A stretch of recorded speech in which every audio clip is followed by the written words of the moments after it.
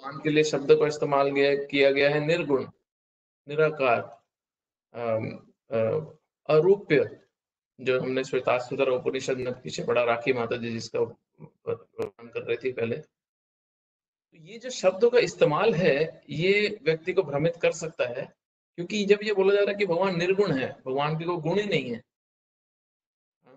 तो ये जो शब्दों का इस्तेमाल है, ये सिर्फ एक ही चीज दर्शा रहा है कि किस तरह भगवान हमारी तरह, जो हम इस भौतिक जगत में गुणों में फंसे पड़े हैं, भगवान उन गुणों के अधीन नहीं है। कैसे पता चलता है कि भगवान उन गुणों के अधीन नहीं है? क्योंकि भगवान उन गुणों के कारण है। भगवान उन गुणों के कारण है, इसलिए समझा जा सकता है कि वो उसके अधीन नहीं है। अभी आगे के श्लोक में हम पढ़ेंगे, आई थिंक 12वां श्लोक है, जिसमें जिसमें इसके बारे में डायरेक्ट चर्चा है। हम क्लास के अंत में उसमें आएंगे, जहाँ पे भगवान स्वयं ये बता रहे हैं कि जो तीनों गुण हैं, प्रकृति के जो गुण हैं, जिसकी वजह से बोला जाता है कि भगवान निर्गुण है, वो गुणों का कारण ही मैं हूँ। गुण मुझसे ही आ रहे हैं और मैं उस गुणों के ऊपर हूँ। इसलिए जो 7वां चैप्टर है, इसमें बहुत सारे इंटरेस्टिंग टॉपिक्स उठ रहे हैं। इसमें देवी देवताओं को पूजा पे टॉपिक उठ रहा है, इसमें भगवान का स्वरूप है, भगवान निराकार है, उसका टॉपिक उठ रहा है। इसमें टॉपिक उठता है कि जो अलग अलग योगा प्रैक्टिस है, उसमें सर्वोच्च सबसे ऊपर योगा का कौन सा प्रैक्टिस है। इसमें टॉपिक उठता है कि शुद्ध भक्ति क्या है। इसमें टॉपिक उठता है कि कृष्ण ही क्यों, क्योंकि बहुत सारे लोगों को ये भ्रांति है, ये कंफ्यूजन है। कईयों को लगता है कि जैसे हमारे घरों के आसपास होता है हनुमान मंदिर, राम मंदिर, कृष्ण मंदिर, संतोषी माँ का मंदिर, दुर्गा माँ का मंदिर, साईं बाबा का मंदिर, तो इस्कॉन जाना मतलब कृष्ण मंदिर जाना। तो क्योंकि इस्कॉन वाले कृष्ण को मानते हैं, इसलिए कृष्ण के मंदिर खोले। मैं आप लोगों को एक बात बहुत क्लियर शब्दों में बता दूं कि हम कृष्ण में इंटरेस्टेड ही सिर्फ इसलिए हैं क्योंकि कृष्ण पूर्ण पुरुषोत्तम भगवान की डेफिनेशन में फिट होते हैं। बेसिकली हम इंटरेस्टेड हैं पूर्ण पुरुषोत्तम भगवान में। तो एक बहुत बहुत बड़े साधु एक बार एक बता रहे थे कि जिस व्यक्ति को ये समझ जाए कि भगवान शब्द की डेफिनेशन क्या है, परम सत्य, एब्सोल्यूट ट्रूथ, इसकी डेफिनेशन क्या है, इसको समझाया कैसे जाए, उस व्यक्ति को ये भ्रांति, ये कंफ्यूजन, ये प्रॉब्लम कभी नहीं आएगा कृष्ण को भगवान मानने में। हमारे को, क्योंकि भगवान किसको बोला जा सकता है वो डेफिनेशन क्लियर ना होने के कारण हमारा बहुत जगह पे गाड़ी अड़ जाता है कि कृष्ण को ही क्यों भगवान बोल रहे हैं, इस व्यक्ति को क्यों नहीं भगवान बोल रहे, इस देवी देवता को भगवान की उपाधि क्यों नहीं दी जा रही शास्त्रों में, हाँ, इस स्वामी को, इस गुरु को क्यों नहीं भगवान की उपाधि दी जा रही। हाँ, तो बहुत से ऐसे गुरु हैं जो अपने आप को भगवान डिक्लेयर करते हैं, उनके शिष्य भी उनको भगवान मानते हैं। फिर थोड़े समय बाद पता चलता है कि अरे कुछ लोगों का एक्सप्लॉयटेशन हो गया, शोषण हो गया। तो ऐसे बहुत से व्यक्ति उठ के आते हैं। हाँ, कई बार ये टॉपिक ऐसा रहता है कि लोग बोलते हैं नहीं नहीं इस पे चर्चा मत करो, इस पे चर्चा करोगे तो किसी को बुरा लग सकता है। बट अगर किसी को आध्यात्मिक रास्ते पे प्रगति करनी है, अगर किसी को आध्यात्मिक रास्ते में प्रगति करनी है, तो उसको ये पता तो हो कि अध्यात्म जो भगवान की तरफ लेके जा रहा है वो भगवान की डेफिनेशन क्या है। हाँ?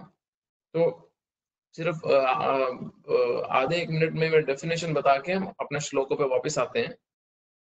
तो जिन्होंने सारे के सारे वेद शास्त्र लिखे हैं, जिन्होंने सारे के सारे ग्रंथों का अनुवाद तो क्या बोलेंगे, उसको कंपाइल किया है, सारे के सारे ग्रंथ जिन्होंने लिखित रूप में हमारे सामने प्रस्तुत किए हैं, वो है वेद व्यास जी। अब वेद व्यास जी जो भगवान के स्वयं अवतार हैं, ये सेवा करने के लिए जिन्होंने अवतरण लिया, अब वो वेद व्यास जी के जो पिता है पराशर मुनि, वो इस भगवान की डेफिनेशन देते हैं कि किसको भगवान बोला जा सकता है।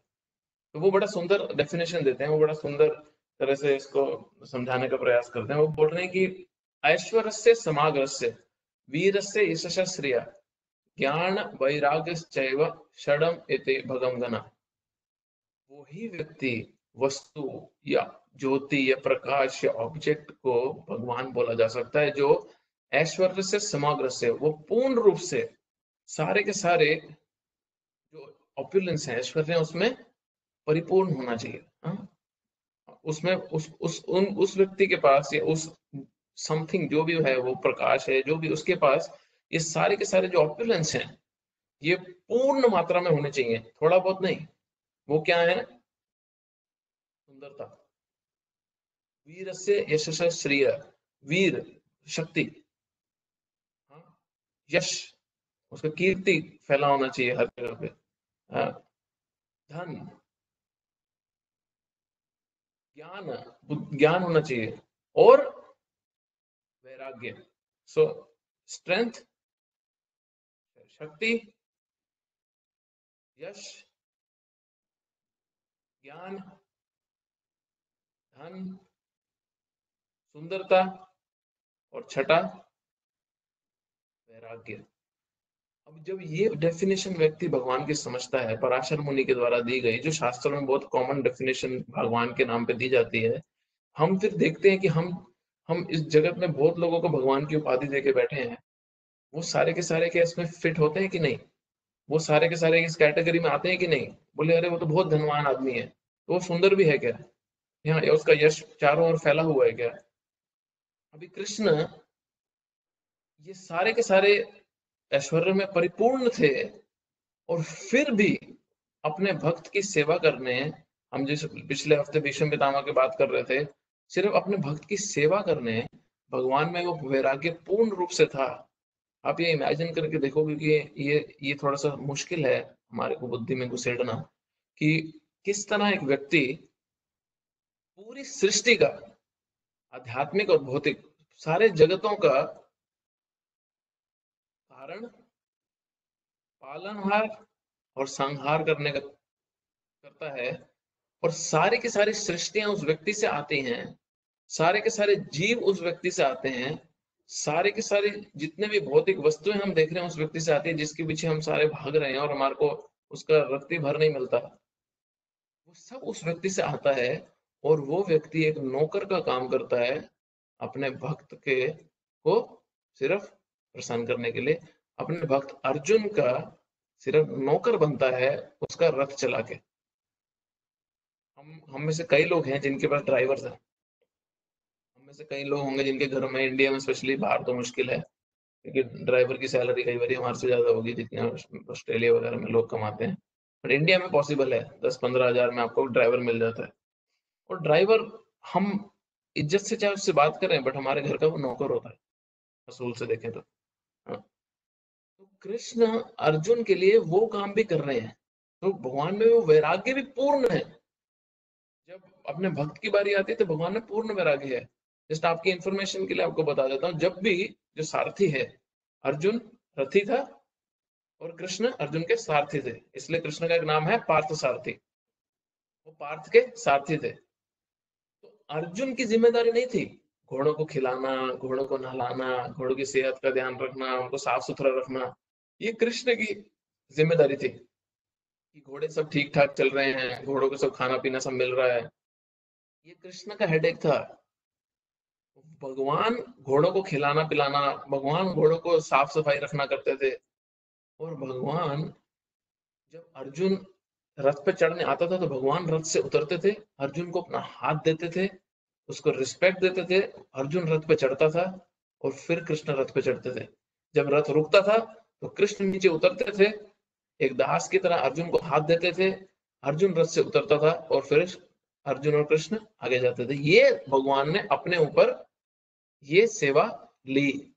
शास्त्र बताते हैं, और वो इतना कई बार छू जाता है दिल को, भगवान को, भगवान का ये अपने भक्तों के प्रति वात्सल्य देख के, कि जब तुम एक युद्ध में हो और एक बहुत भीषण युद्ध चल रहा है, तो तुम्हारे कोई कान में ब्लूटूथ तो लगे नहीं हुए कि तुम अपने रथी से, अपने सारथी से बातें कर रहे हो।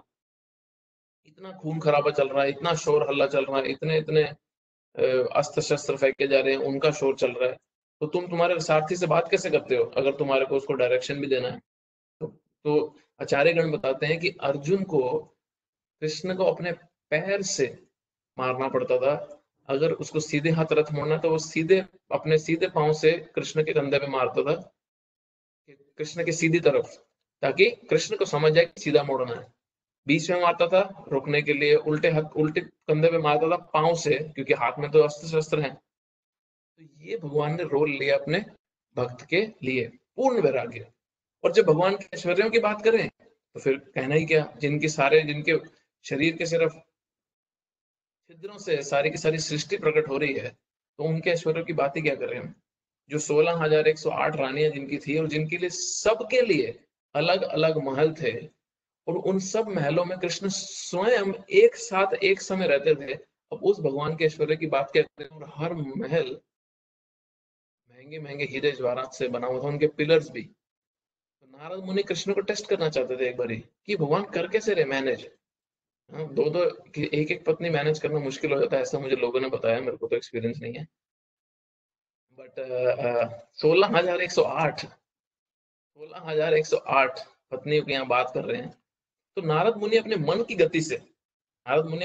गति से, एक महल से दूसरे महल से तीसरे महल से 16,108 महल में गए स्पीड से, ये देखने की कृष्ण मैनेज कर कैसे रहे हैं। और नारद मुनि खुद अचंभित रह गए कि वो अपने मन की गति से ट्रैवल कर रहे हैं। मन की गति क्या है, आप अभी इंडिया में हो, आपने एक सेकंड में ऑस्ट्रेलिया गए और अपने रिश्तेदार से मिलकर वापस भी आ गए, ये मन की गति है।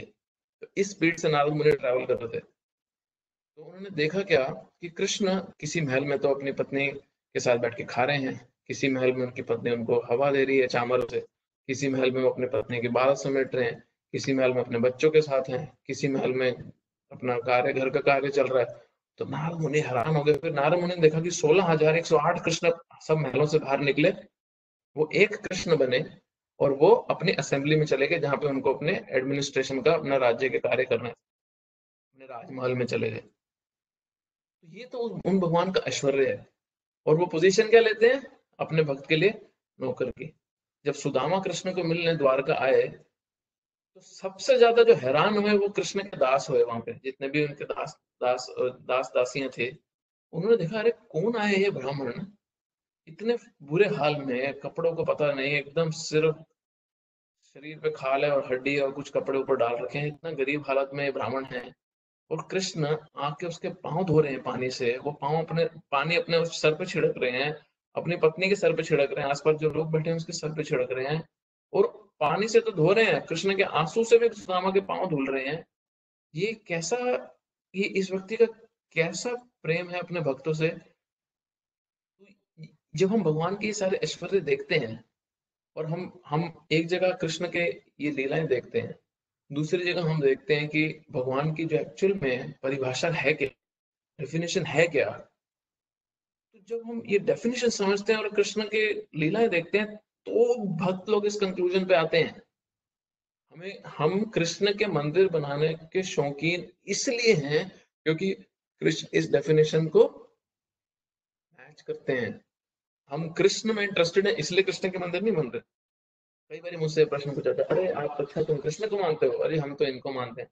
हम कृष्ण को, कृष्ण की पोजीशन जो है, भगवान स्वयं पूर्ण पुरुषोत्तम भगवान है, उसके कारण हम वर्शिप कर रहे हैं। We are interested in supreme personality of God.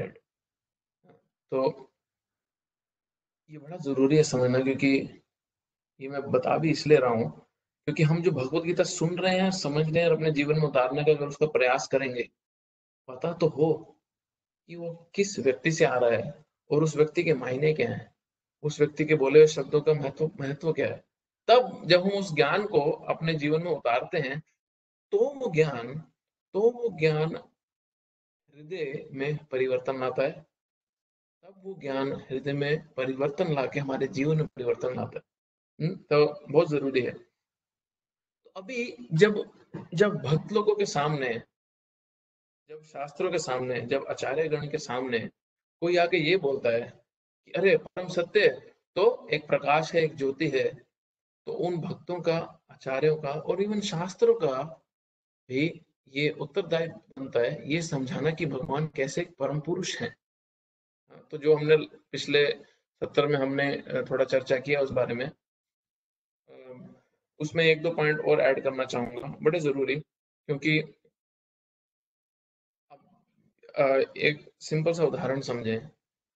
हम छोटे मोटे जीव हैं, हम छोटे मोटे जीव हैं, अपने को हम जितना मर्जी बड़ा माने, बट हम बहुत छोटे हैं, बहुत ना के बराबर हैं इस सृष्टि में। अगर हम देखे जाए तो सृष्टि में जितने जीव हैं उनके सामने हम बहुत छोटे हैं। अब हम छोटे जीवों के पास ये शरीर है, ये स्वरूप है, ये आकार है। तो हम जब ये बोलते हैं कि भगवान एक प्रकाश है, एक ज्योति है और कुछ नहीं है, तो हम एक्चुअली में ये बोलने की कोशिश कर रहे हैं कि हमारे पास ऐसा कुछ है, जो ये शरीर है, जो ये स्वरूप है, आकार है, हमारे पास कुछ ऐसा है जो स्वयं भगवान के पास भी नहीं है। मतलब हम जो इतने ना के बराबर छोटे से हैं, हमारे पास भी कुछ ऐसा रख के हम बैठे हैं जो स्वयं भगवान के पास भी नहीं है। तो ऐसा हो नहीं सकता है। तो इसलिए जो लोग ये बोलते हैं कि भगवान तो सिर्फ परम पुरुष है और भगवान का ज्योति प्रकाश का कोई स्वरूप नहीं है, वो भी गलत है। भगवान दोनों है। अगर कोई व्यक्ति भगवान है, गॉड है, तो उसके बाहर में कुछ होना नहीं चाहिए। तो जैसे कई कई इस्लामिक प्रीचर हैं, वो बहुत बहुत ज्यादा इसको लेके अ, अवहेलना करते हैं, मजाक उड़ाते हैं, अरे तुम हिंदू धर्म, तुम मूर्ति पूजा मानते हो। पिछले वीक में बता रहा था, जैसे वो पीके मूवी आई, उसमें एक सीन में वो पत्थर पे पान थूक के फेंकता है और उस पर एक माला डाल देता है, फिर लोग आते हैं और फिर उसको अपना धनराशि डालना शुरू कर देते हैं, पूजना शुरू कर देते हैं। तो वो दिखा रहे कि अरे तुम तो ऐसे ही पत्थरों को थोड़ा सजा देते हो और जनता पागल हो जाती है उसकी पूजा करने के लिए, वो भगवान बन जाते हैं तुम्हारे। हम इतने भी मूर्ख नहीं है, वैदिक शास्त्र इतने भी मूर्ख नहीं है कि किसी भी पत्थर को भगवान की उपाधि देके अपने जीवन के कितने कितने घंटे दिन के उस पर बिता दें। हाँ, तो इन इन इन विचारों से हमें बचना चाहिए, और ऐसे अगर विचार हैं तो उसको किसी सही जगह पे जाके उनका उनका उत्तर पूछना चाहिए कि हम जब मूर्ति पूजा करते हैं, तो हम मूर्ति पूजा अपना टाइम पास करने के लिए नहीं कर रहे, कोई गुड्डे गुड्डियों से खेलने के लिए नहीं कर रहे कि चलो कोई तो मिल जाएगा जिनके साथ खेल लेंगे, जिनको सजा देंगे। हमारे बच्चे तो हमारे मतलब के कपड़े पहनते नहीं है, चलो ये तो हमारे जो पहनाने की इच्छा है पहन लेंगे, कुछ बोलेंगे भी नहीं आगे। हाँ, हमारे घर में पति, हमारे घर में बच्चे तो हमारी इच्छा का खाना खाते नहीं है, तो डिमांड का बनाना पड़ता है, बट इनको तो जो खिला दो ये खा लेते हैं। हाँ? तो ये कोई अपने अपने को सेटिस्फाई करने या कोई धार्मिक, मैं इसको थोड़ा डिफरेंट तरीके से बोलता हूँ, हम अपनी कोई धार्मिक खुजलियां मिटाने के लिए भगवान की मूर्ति की पूजा नहीं कर रहे हैं। शास्त्रों में बहुत क्लियर टर्मिनोलॉजीज के साथ, शास्त्रों में बहुत क्लियर एक्सप्लेनेशन है, बहुत ही सिस्टमैटिक तरीके से सिखाया है, और बहुत ही ज्यादा डिटेल्ड एक्सप्लेनेशन दी है कि भगवान की जो मूर्ति है वो स्वयं भगवान का स्वरूप कैसे है। उसके लिए शब्द को जो इस्तेमाल किया गया वो किया जाता है कि जो मूर्ति है वो भगवान की जो कृपा शक्ति है उसका अवतार है। भगवान का कृपा अवतार है, जो भगवान की डीटी है, जो भगवान की मूर्ति है। कैसे वो भगवान का कृपा अवतार है? कृपा जैसे कि वो हम जो क्वालिफाइड भी नहीं है, हम जिनकी हैसियत भी नहीं है उस पूर्ण पुरुषोत्तम भगवान को देखने की, भगवान अपने को एक्सेप्ट करते हैं इस सुंदर विग्रह के रूप में। भक्त लोग तो मूर्ति बोलना पसंद भी नहीं करते, हम तो आइडल इंग्लिश में और हिंदी में मूर्ति बोलना पसंद भी नहीं करते। इंग्लिश में हम डीटी बोलते हैं और हिंदी में हम विग्रह बोलते हैं। क्यों? क्योंकि आइडल आइडल तो नेताओं के भी बनते हैं, इस पे कबूतर अपना प्रसाद छोड़ के जाते हैं। हम वो आइडल की वर्शिप में इंटरेस्टेड नहीं है, हम डीटीज में इंटरेस्टेड है जिसमें लाइफ है, जो रेसिप्रोकेट करता है, हाँ, जो अपने भक्तों के साथ आदान प्रदान करता है, हम उसमें इंटरेस्टेड हैं, विग्रह में इंटरेस्टेड हैं हम भगवान के, तो हम विग्रहों की वर्शिप करते हैं। तो उसको संस्कृत में बोला जाता है प्राण प्रतिष्ठा, उस पूरी की पूरी प्रोसीजर को। एक उदाहरण देता हूँ फिर हम आगे बढ़ते हैं। जैसे जैसे अभी सड़क पे अगर कोई 3 मीटर बाय 1 मीटर के कपड़े को सड़क पे लटा दे और उसके ऊपर अपना कीचड़ फेंक दे, कूड़ा फेंक दे, बच्चे उसके ऊपर कूद रहे हैं, तो हम में से किसी को फर्क भी नहीं पड़ेगा। क्यों? क्योंकि वो साटन का या सिल्क का 3 मीटर बाय 1 मीटर का कपड़ा है, हमें फर्क भी नहीं पड़ेगा। बट वही अगर भारत का झंडा हो, वही 3 मीटर बाय 1 मीटर का साटन का या सिल्क का कपड़ा, वही भारत का झंडा हो और उस पर कोई कूड़ा फेंके या उस पर कोई बच्चे गंद मचाएं या बच्चे लोग पैर रख के जा रहे हैं तो दंगे हो जाएंगे। क्यों? क्योंकि उस कपड़े को सरकार द्वारा, हाँ, उस कपड़े को सरकार द्वारा अटेस्ट किया हुआ है कि ये भारत का झंडा है। उसी प्रकार कोई भी पत्थर, कोई भी पत्थर भगवान नहीं बन जाता जब तक शास्त्रों की विधि के द्वारा उस पत्थर या मेटल या वुड को या मिट्टी के किसी भी बनाए हुए आकार को शास्त्र अप्रूव ना करे, उसको प्रमाणिक ना बनाए, और पूरा का पूरा प्रोसीजर फॉलो करके भगवान का एक शुद्ध भक्त भगवान से भीख मांग के, भगवान को प्रे करके रिक्वेस्ट करते हैं कि भगवान आप प्लीज इसमें अपना स्वरूप में प्रकट हुए ताकि भक्त लोग आपकी सेवा कर सके। भगवान के अपने भक्तों की जो रिक्वेस्ट है, जो अभिलाषा पूरी करने के लिए उस स्वरूप में प्रकट होते हैं, उनको आदान प्रदान करने के लिए। तो ये बहुत जरूरी है समझना। हम हम वो प्रथा फॉलो कर रहे हैं जो हजारों हजारों साल से पूरे के पूरे भारतवर्ष में नहीं, उससे भी बाहर कंबोडिया तक में जो विश्व का सबसे बड़ा मंदिर है, वहां पे भी आप दीवारों पे देखेंगे तो 10 अवतार के पूरे डिजाइन बन रखे हैं, और वो कितने हजारों साल पुराना मंदिर है, उसका कोई कैलकुलेशन तो भी होगा एक्सपर्ट्स के पास, मेरे पास नहीं है। तो ऐसे कितने ही ऐसे मंदिर हैं, हाँ, जिसमें बहुत पुराने समय से भगवान के विग्रहों की पूजा चलती आ रही है। तो ये किसी आदमी का बनाया हुआ प्रोसेस या सिस्टम नहीं है जिसको फॉलो किया जा रहा है। तो अब हम आएंगे वो श्लोक नंबर 8 से 12। 8 से 12 सारे के सारे एक कैटेगरी में आते हैं। पहला जो 1 से 3 श्लोक थे वो थे कि भगवान के बारे में पूर्ण रूप से जाना जाए, भगवान के बारे में सुन के। श्लोक नंबर 4 से 7 थे कि भगवान कैसे भौतिक और आध्यात्मिक सारी की सारी शक्तियों के कारण है। अब जब हमने पीछे ये पढ़ लिया कि भगवान कैसे सारी की सारी भौतिक और आध्यात्मिक शक्तियों के कारण हैं, अब ये 8 से 12 में हम पढ़ेंगे कि भगवान कैसे सारी की सारी भौतिक और आध्यात्मिक शक्तियों के एसेंस हैं, कैसे उसके सार हैं। भगवान कैसे सारी भौतिक और आध्यात्मिक शक्तियों के सार हैं, उसके एसेंस कैसे हैं भगवान। तो अविनीत ब्रो 8वां नंबर श्लोक निकाल लीजिए, 7.8।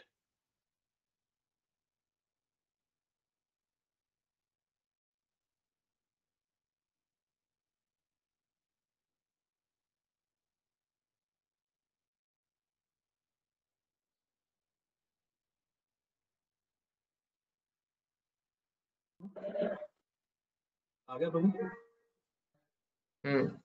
सोऽहमप्सु कौन्तेय प्रभास्मि शशिसूरय प्रणव सर्ववेदेषु शब्दम के पौरुषम नृषु। कृष्ण बोल रहे हैं, अब कृष्ण ये बता रहे हैं कि कैसे वो सारी आध्यात्मिक और भौतिक शक्तियों के सार हैं। कृष्ण बोल रहे हैं, हे कुंती पुत्र, मैं जल का स्वाद हूँ, सूर्य तथा चंद्रमा का प्रकाश भी हूँ, वैदिक मंत्रों में मैं ओमकार हूँ, आकाश में ध्वनि हूँ तथा मनुष्यों में सामर्थ हूँ। अभी बहुत ही सुंदर श्लोक है ये। इस श्लोक से मेरा पर्सनल कनेक्शन भी एक तरह से है, वो मैं आपको थोड़ा स्टोरी फॉर्म में उसको बताता हूँ क्या हुआ।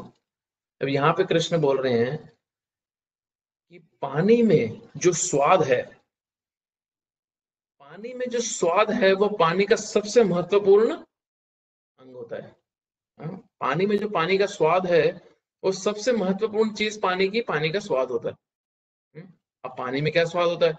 पानी में प्यास मिटाने का स्वाद है। आप कोई भी ड्रिंक पी लो, कुछ भी पी लो, बट जो प्यास पानी से मिटती है वो हम सब जानते हैं, उसके सामने कुछ और टिकता नहीं है। सूर्य और चंद्रमा में उसका प्रकाश जो है वो उसका सार है, मेन इंग्रेडिएंट है। तो कृष्ण कह रहे वो है। वैदिक मंत्रों में जितने भी वैदिक मंत्र हैं, सब के सब मंत्रों का जब उच्चारण होता है तो पहला जो उसमें वैदिक मंत्रों में पहली जो ध्वनि है वो है ओमकार की। कृष्ण बोल रहे हैं वो ओम भी मैं हूं। अब जब कृष्ण बोलते हैं वो ओम भी मैं हूं, तो आप ये समझ लो कि भगवान अपनी पोजीशन क्या बता रहे हैं।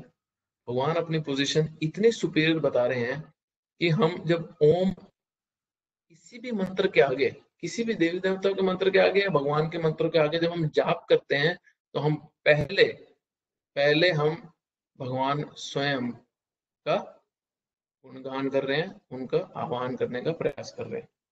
आकाश में ध्वनि मैं हूं, मनुष्य में सामर्थ्य भी मैं हूं। तो अभी ये जब जब कृष्ण बोल रहे हैं, ये जो चार हम 5 श्लोक पढ़ेंगे 4 से 12 तक, इसमें हर उदाहरण जो कृष्ण दे रहे हैं, जितने भी उदाहरण कृष्ण देंगे, वो उदाहरणों में कृष्ण बार बार यही बताएंगे कि कैसे उसकी जो स्पेशलिटी है उस पर्टिकुलर चीज की, वो मैं हूं, वो मैं हूं। क्यों? क्योंकि वो चीज जो है, वो जो पर्टिकुलर ऑब्जेक्ट है, हम उस जो मेन जो उसका सार है, हम उसी के कारण उस पर्टिकुलर जो वस्तु है उसके पीछे जाते हैं।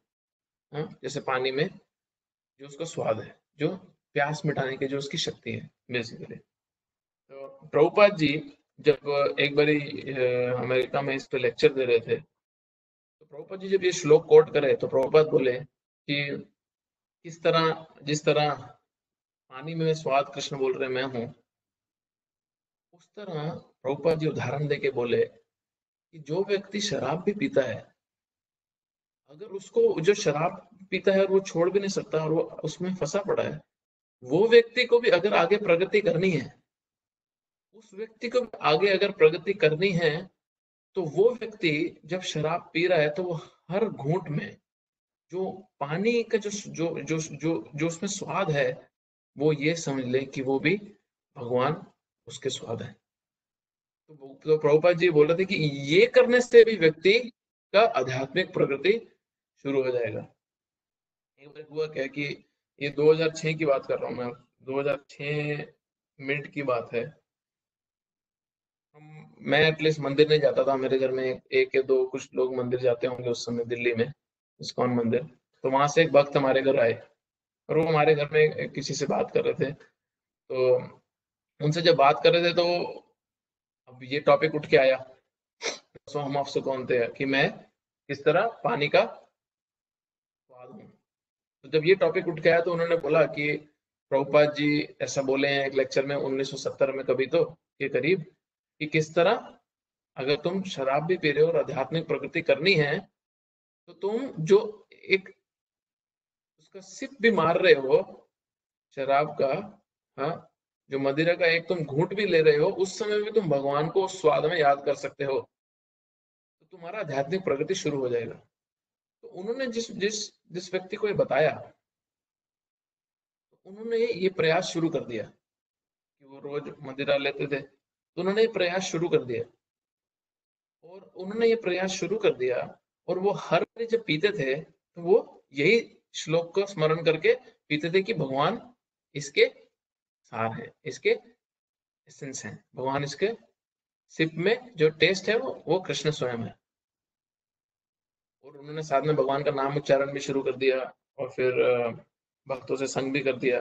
तो जो शुरुआत हुई उनकी भक्ति के रास्ते पे, वो इस श्लोक के हिसाब से हुई। और 6 महीने नहीं बीते होंगे, 6 महीने भी नहीं बीते होंगे उस उनके मिलने के बाद, 6 से 8 महीने हुए होंगे, वो जिन व्यक्ति से बात की गई, वो व्यक्ति ने पूर्ण रूप से मदिरा को छोड़ दिया, शराब को छोड़ दिया, जो पिछले 30 साल से वो रोज बिना फेल के पीते थे। क्यों? क्योंकि आध्यात्मिक प्रगति धीरे धीरे धीरे धीरे हो रहा था, और फिर जब भगवान का नाम लेना शुरू करा, भक्तों का संग शुरू करा, तो वो और स्पीड से आध्यात्मिक प्रगति होना शुरू हो गया। बट शुरुआत इस पर्टिकुलर पॉइंट से हुई थी। तो ये श्लोक में जब भी पढ़ता हूँ मुझे वो याद आ जाता है, क्योंकि मेरे घर की बात है, वो मेरे घर में हुई थी वो बात। तो, अगले श्लोक पे आ जाए।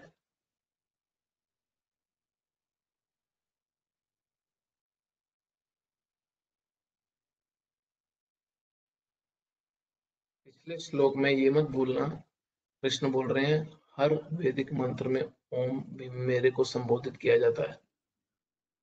अब आप कोई भी मंत्र उठा लो,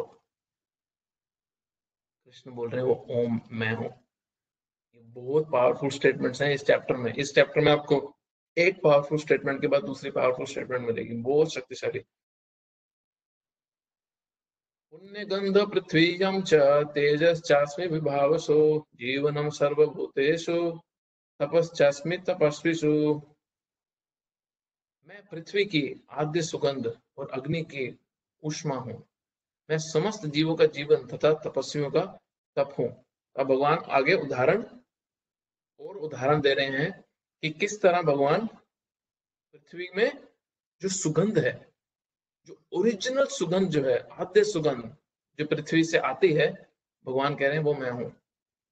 अभी पृथ्वी में आप कितने अलग अलग प्रकार के बीज डालते हो और उससे जो फूल उत्पन्न होते हैं, तो अब वो जो सुगंध है वो बीज में है या पृथ्वी से उस बीज में सुगंध आती है? शास्त्र बोलते हैं पृथ्वी से उस बीज में सुगंध आती है, क्योंकि जो ओरिजिनल सुगंध है वो पृथ्वी में है। जो ओरिजिनल सुगंध है वो पृथ्वी में है। भगवान और आगे उदाहरण दे रहे हैं किस तरह, जो अभी आग हम जलाते हैं, आग हम रोशनी के लिए तो जलाते हैं, बट ज्यादा आग जलाई जाती है उसकी गर्मी के लिए। भगवान बोल रहे हैं वो गर्मी भी आग से निकलती मैं हूँ। जितने भी खाद्य पदार्थ हैं, जितने भी सूंघने वाले पदार्थ हैं, फूल वगैरह जितने भी हो, जितने भी खाने के पदार्थ हैं, उसमें जो जो जो जो फ्लेवर है, जो मेन फ्लेवर है और जो मेन सुगंध है, कृष्ण को बोल रहे हैं कि वो मैं हूँ। ये 7.9 का आप तात्पर्य निकाल सकते हैं विनीत प्रभु, है क्या? हाँ जी प्रभु, निकाल दो।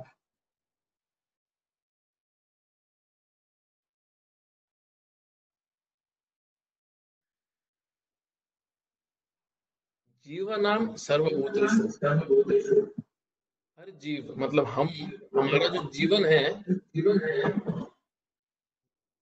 जो हमारे में लाइफ है, बेसिकली जो प्राण है हमारे अंदर, कृष्ण बोल रहे हैं वो हर जीव में जो प्राण है वो भी मैं हूं। और हर तपस्वी की तपस्या भी मैं हूं। क्यों? क्योंकि तपस्वी की जो एसेंस है, जो तपस्वी का जो जो मेन सार है, वो उसकी तपस्या में है। तो ये हर चीज के एसेंस भगवान उदाहरण दे रहे हैं इस समय।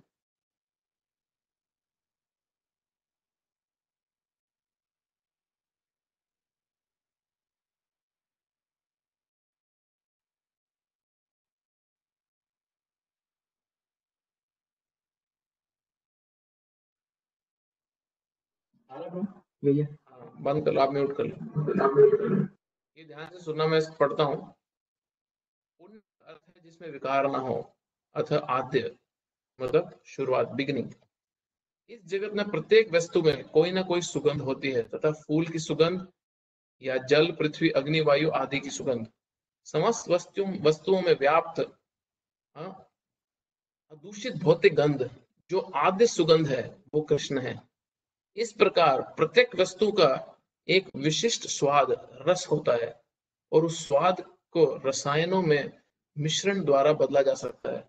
अतः प्रत्येक मूल वस्तु में कोई ना कोई गंध तथा स्वाद होती है। विभावसु का अर्थ है अग्नि। एक अगला टॉपिक आ गया, तो मेरे को ये पढ़ना था कि भगवान हर चीज के एसेंस कैसे हैं। तो 7.10 में आ जाओ, अगले श्लोक में, क्योंकि ये सारे सिर्फ एग्जांपल्स हैं, इसलिए हम स्पीड से पढ़ रहे हैं।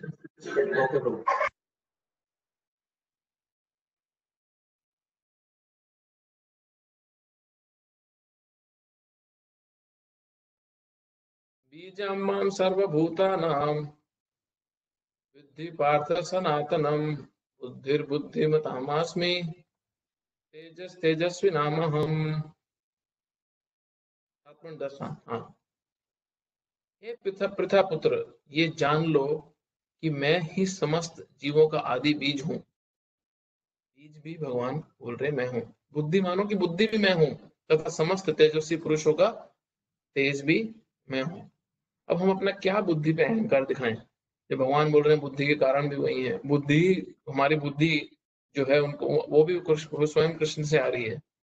हम किस चीज का अहंकार दिखाएं अपने? भगवान एक्चुअली में बहुत हमारे को सामने हमारी पोजीशन पे ला के खड़ा कर देते हैं कि हम विनम्र रहें जिससे। अगला श्लोक।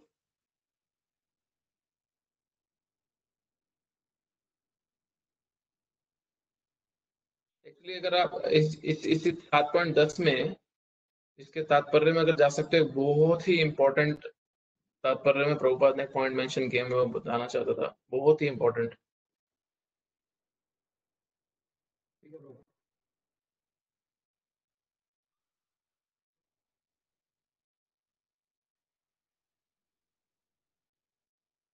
क्योंकि ये श्लोक बीज की बात कर रहा है, किस तरह भगवान हर चीज के बीज है, कारण है। म्यूट कर लो।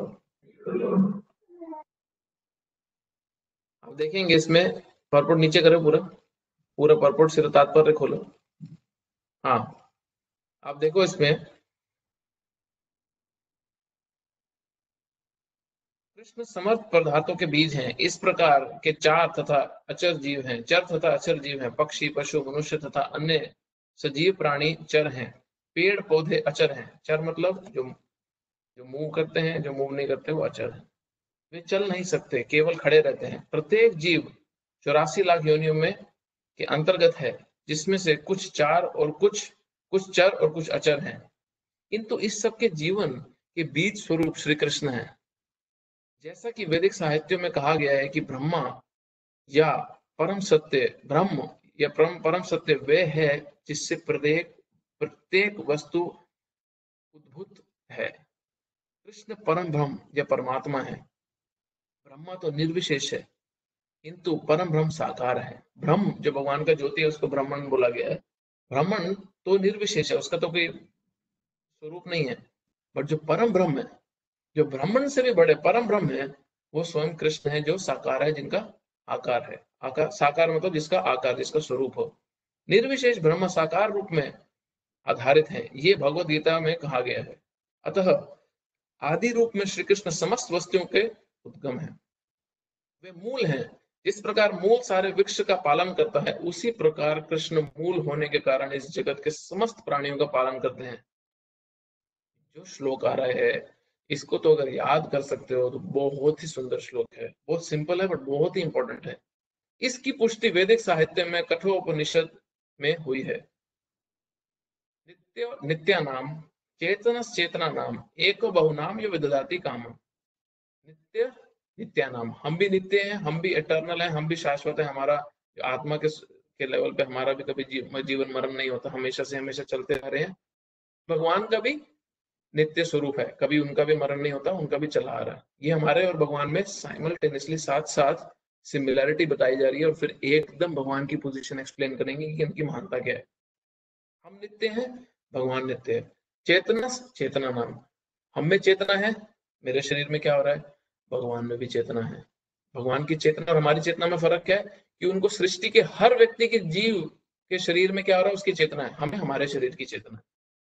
और जो अगली लाइन है वो भगवान को हमारे से एकदम अलग कर देती है। वो है एक को बहुनाम यो विदधाति कामा। हम नित्य, वो भी नित्य, हम में भी चेतना, उनमें भी चेतना, बट वो एक जो भगवान है, वो हम बहुत सारे लोगों का पालन कर रहे हैं। हमारी विदधाति कामान, हमारी इच्छाओं की पूर्ति वो एक व्यक्ति कर रहा है। एक को बहुनाम, वो एक बहु, हम बहुतों की इच्छाओं की पूर्ति कर रहे हैं। अब यहाँ पे अगर तो सिर्फ कोई ज्योति या प्रकाश होते तो सोचो एक शब्द का इस्तेमाल नहीं होता। बहुत इंपॉर्टेंट पॉइंट है। वो एक मतलब वो एक व्यक्ति की बात करी जा रही जो अलग है। हाँ? वे समस्त नित्यों के नित्य हैं, वे समस्त जीवों के पर जीव हैं, और वे ही समस्त जीवों का पालन करने वाले हैं। मनुष्य बुद्धि के बिना कुछ भी नहीं कर सकता, और कृष्ण भी कहते हैं कि मैं समस्त बुद्धियों का मूल हूँ। जब तक मनुष्य बुद्धिमान नहीं होता, ये आखिरी लाइन गोल्डन लाइन है इस श्लोक के विस्तार पर रहेगी, जब तक मनुष्य बुद्धिमान नहीं होता वह श्री कृष्ण को, भगवान कृष्ण को नहीं समझ सकता। जब तक मनुष्य छोड़ो, हम हमारी बात हो रही है, हम मनुष्य, यहाँ पे मनुष्य हम है, यहाँ पे मनुष्य में अर्जुन सखा है। जब तक अर्जुन सखा बुद्धिमान नहीं होता, जब तक विनीत बुद्धिमान नहीं होता, हाँ, जब तक मधुकर बुद्धिमान नहीं होता, जब तक निशा बुद्धिमान नहीं होती, वह भगवान कृष्ण को नहीं समझ सकता।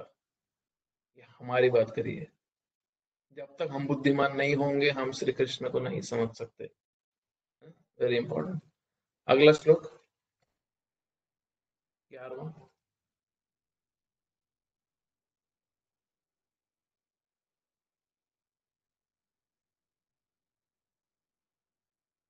बलम बलवतां चाहं कामरागाभिवर्जिता धर्म विरुद्ध भूतेषु कामोऽस्मि भरतर्षभ। मैं बलवानों का कामनाओं तथा इच्छाओं में रहित बल हूँ। हे भरत श्रेष्ठ, अर्जुन को बोला गया, मैं वह काम हूँ जो धर्म के विरुद्ध नहीं है। I am strength of the strong. हाँ, कृष्ण बोल रहे, मैं ताकतवर व्यक्ति की ताकत हूँ, और मैं वो काम हूँ जो धर्म के विरुद्ध नहीं है। जो जब एक पुत्र या पुत्री पैदा करने के लिए पति पत्नी साथ आते हैं, और उससे जो बच्चा पैदा होता है, धर्म को बीच में रखते हुए, भगवान को बीच में रखते हुए, जब माता पिता एक पुत्र या पुत्री की, बच्चे की उत्पत्ति के लिए साथ आते हैं, तो कृष्ण बोल रहे हैं कि वो काम मैं हूं। इसमें परपोर्ट में प्रभुपाद जी बड़ा इंपॉर्टेंट पॉइंट बोलते हैं कि जो माता पिता है उनकी जिम्मेदारी है, माता पिता जो है उनकी जिम्मेदारी है कि अपने बच्चों को, जो उनकी चेतना है, वो भगवान से जोड़े, अपने बच्चों को भगवान से उनकी चेतना जोड़े। बड़ा इंपॉर्टेंट परपोर्ट है, 2 लाइन है बट बहुत इंपॉर्टेंट है। बलवान पुरुष की शक्ति का उपयोग दुर्बलों की रक्षा के लिए होना चाहिए, व्यक्तिगत आक्रमण के लिए नहीं। इसी प्रकार धर्म समस्त मैथुन संतान उत्पत्ति के लिए होना चाहिए। सम्मत मैथुन संतान उत्पत्ति के लिए होना चाहिए, अन्य कार्यों के लिए नहीं। इंग्लिश में इसको बोला जाता है कि sex life is for procreation, not for recreation. अतः माता पिता का उत्तरदायित्व है कि वे अपने सनातन को कृष्ण भावना भावित बनाएं। अगला आखिरी, इस सेक्शन का आखिरी श्लोक। अभी भगवान ने सारे उदाहरण दे दिए, अलग अलग सारे उदाहरण देके बताए, जो थोड़े थोड़े उदाहरण देके उन्होंने 4 श्लोकों में बताया कि बुद्धि का बुद्धि में, बुद्धिमान का बुद्धि में हूँ, पानी का टेस्ट में हूँ, जमीन से निकलता जो उसका रस है वो मैं हूँ। अब भगवान इसको सम टोटल फाइनल कंक्लूड करके अब इसको एक फाइनल पैकेज में कृष्ण इस टॉपिक को खत्म करेंगे। 12वां नंबर श्लोक 7.12 विनीत रो।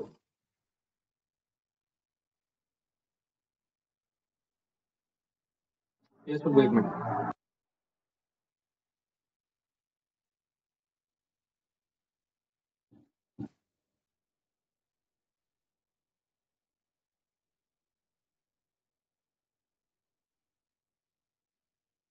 ये चैव सात्विका भावा राजसस्तमसश्च ये मत एवेति तन्विद्धि न तो अहं तेषु ते मयि। तुम जान लो कि मेरी भक्ति द्वारा सारे गुण प्रकट होते हैं, चाहे वे सतोगुण हो, रजोगुण हो या तमोगुण हो। मैं वर्ड गलत पढ़ लिया। तुम जान लो कि मेरी शक्ति द्वारा, मैंने भक्ति बोला, तुम जान लो कि मेरी शक्ति द्वारा सारे गुण प्रकट होते हैं, चाहे वे सतोगुण हो, रजोगुण हो या तमोगुण हो। एक प्रकार से मैं सब कुछ हूं किंतु स्वतंत्र हूं। Very important point. मैं सब कुछ हूं बट स्वतंत्र हूं। मैं प्रकृति के गुणों के अधीन नहीं हूं, अपितु वो मेरे अधीन है। प्रकृति के गुण भगवान के अधीन है, भगवान उसके अधीन नहीं है। ये मैं पॉइंट उस समय पे बोल रहा था कि अभी तक भगवान ने सारे उदाहरण दे दिए। अब कृष्ण कंक्लूड करके ये बोले कि जितनी भी सृष्टि में जितनी भी चीजें होती हैं, वो सारी की सारी प्रकृति के 3 गुणों के कॉम्बिनेशन से बनी है। आप मैथ्स अगर पढ़ी हो तो मैथ्स में हमने पढ़ा है वो 3 स्क्वायर इज 9, 9 स्क्वायर इज 81। ऐसे आप करते जाओगे तो इन 3 गुणों के मिश्रण से, शास्त्र बोलते हैं कि इन 3 गुणों के मिश्रण से ही 84 लाख योनियां भी बन के आई हैं। 3 स्क्वायर 39, 81 जो भी आगे कैलकुलेशन है, 81 स्क्वायर जो भी है, तो जो 84 लाख योनियां बन के आई हैं इन 3 गुणों के मिश्रण से बनी है। कि कोई व्यक्ति बहुत ज्यादा तमोगुण में है, फॉर एग्जाम्पल उसको मनुष्य का जीवन मिला है बट वो पूर्ण रूप से तमोगुण में है। वो सारा समय सोने में लगा देता है, अपने दिन में 14 से 16 घंटे सोता है और उठता है, खाता है, फिर सो जाता है और उसको जीवन में और कुछ करना ही नहीं है, तो प्रकृति ने ऐसे गुणों के व्यक्ति के लिए शरीर तैयार करे। वो पोलर बेयर बन जाएगा या कोआला बियर बन जाएगा। ऑस्ट्रेलिया में कोआला बियर होते हैं, सारा दिन सोता है और पत्तियां खाता है, बस वो कुछ नहीं करता, पेड़ पे उल्टा लटका रहता है या पेड़ पकड़ के बैठा रहता है। तो या कोई व्यक्ति है जिसको बहुत ही ज्यादा राजसिक है और बहुत ही हर समय में मांस भक्षण करना है, हर समय पे बस वो क्रोधित रहता है, हर समय पे अटैक करने रहता है, हर समय पे किसी को कोई कोई उसको बोल दे तो हर समय उसको मारने काटने को दौड़ता है। तो ये जो मनुष्य जीवन उसके लिए नहीं बना कि तुम दूसरे जीवों को खाओ, मांस खाओ, हर समय तुम आक्रामक रहो। तो भगवान ने ऐसे गुणों में जो व्यक्ति फंसे हैं, जो मनुष्य जीवन में ये सब काम करते हैं, उनको जब अगला जीवन मिलता है तो उनके गुणों के हिसाब से भगवान जो सृष्टि अपनी रची है उनको वैसा शरीर प्रकृति अपने आप प्रोवाइड करा देते हैं कि वो किसी शेर में या भेड़िए के ऐसे जीवन में चले जाते हैं। अब जिसको मनुष्य जीवन में वापस आना है उसको वही काम, एटलीस्ट बेयर मिनिमम उसको वही काम करने पड़ेंगे जो मनुष्य जीवन के लिए बने हैं, तब वापस से मनुष्य जीवन जीवन मिलता है। और उससे भी ऊपर अगर कोई मनुष्य जीवन में देवताओं जैसे काम करता है, बहुत पुण्य वाले काम करता है, बहुत ही दान दक्षिणा के काम करता है, तो उसको देवताओं का शरीर मिलता है। क्यों? क्योंकि वो उन गुणों में काम कर रहा है, तो प्रकृति ने उन गुणों के लिए शरीर तैयार करे हैं। अब उसके भी ऊपर अगर कोई पूर्ण रूप से आध्यात्मिक चेतना में रहता है और भगवान के चिंतन में, भगवान की सेवा में लगा रहता है, अपने अपनी निजी सारी जिम्मेदारी निभाते हुए, परिवार का, देश दुनिया का जिम्मेदारी निभाते हुए, और वो या या वो पूर्ण रूप से सब छोड़ के बैठा है, साधु बन गया, भगवान की सेवा में लगा, बट उसका सारा का सारा जीवन अध्यात्म में मिला हुआ है, तो उसके लिए भी जो है इन गुणों से ऊपर भी एक शरीर है जो आध्यात्मिक जगत में भगवान के धाम में उसको मिलता है। तो हम जैसे के जैसे गुणों में हम फंसे हैं, सृष्टि की रचना भगवान ने इतनी सुंदर की है कि उन्हीं गुणों के हिसाब से हमारे को अगला शरीर प्राप्त हो जाता है। क्यों? क्योंकि ये भगवान की कृपा है कि अगर तुम्हारी इच्छा ही ये करने की है तो तुम उन्हीं गुणों में रहो। जैसे उदाहरण दिया जाता है कि अगर मनुष्य जीवन हमने मैथुन में ही निकाल दिया तो मनुष्य जीवन तो उसके लिए बना नहीं है। मनुष्य जीवन तो उससे ऊंचे कामों के लिए बना है, बट ऐसी योनियां हैं जो सिर्फ और सिर्फ इसी में इंटरेस्टेड हैं। आप पिजन देख लो, बंदर की योनि देख लो, तो ऐसी योनियों में भेज दिया जाता है। हाँ? तो जैसा हमारा कार्य होता है, जिन गुणों में हम फंसे रहते हैं, उन गुणों के हिसाब से हमारे को अगला शरीर की प्राप्ति हो जाती है। तो ये हम पे है कि हम किन गुणों में फंसे रहना चाहते हैं, और गुणों से अगर ऊपर उठना है या सत्व गुण में भी आना है तो हमारे को मदद चाहिए, हमारे को मदद चाहिए, हमारे को भक्तों की, हमारे को ज्ञान की मदद चाहिए, जिससे हम इन गुणों से ऊपर उठ सकें और उच्च ऊंचे गुणों में आ सके। अगर हम बहुत ही ज्यादा भाग्यशाली हैं भक्तों के संग में, तो हम इन गुणों के परे भी जा सकते हैं आध्यात्मिक स्तर पे पूर्ण रूप से कार्य करके। तो अब कृष्ण इस श्लोक में कंक्लूड कर रहे हैं ये सेक्शन कि सारे गुण तो मुझसे ही आ रहे हैं, और इन गुणों के कॉम्बिनेशन से जो भी चीज इस सृष्टि में बनी है उसका भी एसेंस, उसका भी सार मैं ही हूँ। अभी एक इस पर्पट में एक इंटरेस्टिंग पॉइंट आता है, वो बोल के हम खत्म करते हैं कि भगवान आपने ये वर्ष में आप देखो, पर्पट की जरूरत नहीं है इसके लिए। अब ये वर्ष में आप देखो, आप वर्ष दिखा दो सिर्फ,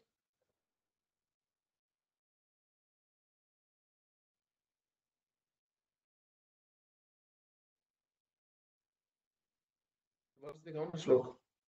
हाँ, तो इसमें इसमें